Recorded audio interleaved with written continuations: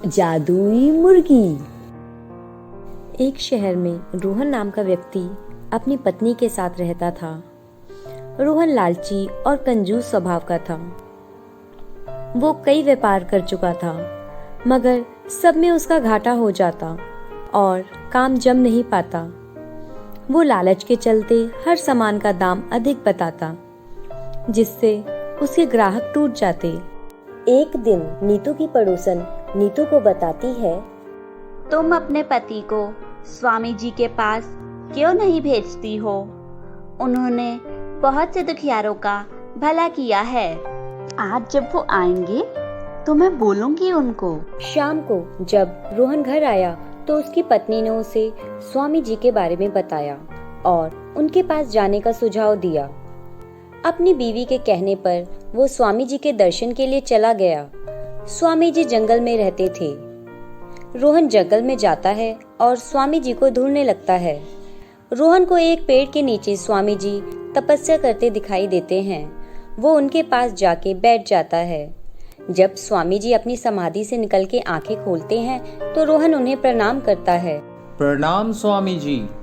तुम कौन हो बच्चा? मैं रोहन हूँ, शहर से आपके दर्शन लेने आया हूँ। बोल बच्चा, तेरी क्या समस्या है? मैं जो भी व्यापार करता हूँ ठप हो जाता है। अब तो ये हाल है कि जल्दी सब कुछ बेच के गांव जाना पड़ेगा।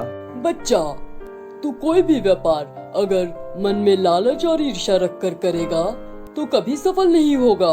फिर स्वामी जी उसे समझाते हैं कि हमें यह जीवन लोगों की भलाई के लिए मिला है।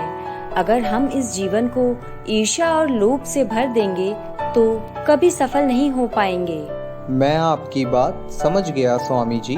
अब मैं कभी लालच नहीं करूँगा। तू समझदार बालक है। ये ले मुर्गी। तथास्तु। स्वामी जी उसे एक मुर्गी देके वापस समाधि में लीन हो जाते हैं। रोहन ये जान गया था, उसे लोगों का भला करना चाहिए और अपना लालच छोड़ देना चाहिए, परंतु उसे ये समझ नहीं आ रहा था कि स्वामी जी ने उसे मुर्गी क्यों दी। वो घर आता है और अपनी बीवी को सारी बात बताता है। ये लो मुर्गी। तुम तो आशीर्वाद लेने गए थे, ये मुर्गी कहाँ से ले आए? स्वामी जी ने यही आशीर्वाद दिया है और मुझे समझाया है कि मुझे अपना लालच छोड़ देना चाहिए। हाँ, सही कह रहे हैं आप। लालच से आज तक किसी का भला नहीं हुआ है। नीतू मुर्गी को कुछ दाने खिला के सोने चली जाती है। अगले दिन जब दोनों पति पत्नी उठते हैं तो घर की हालत देख के चौंक जाते हैं। चारों तरफ अंडे ही अंडे होते हैं। वो समझ जाते हैं कि वो एक जादुई मुर्गी है। दोनों पति पत्नी सारे अंडे उठाते हैं और गिनना शुरू करते हैं। अरे वाह, इतने सारे अंडे!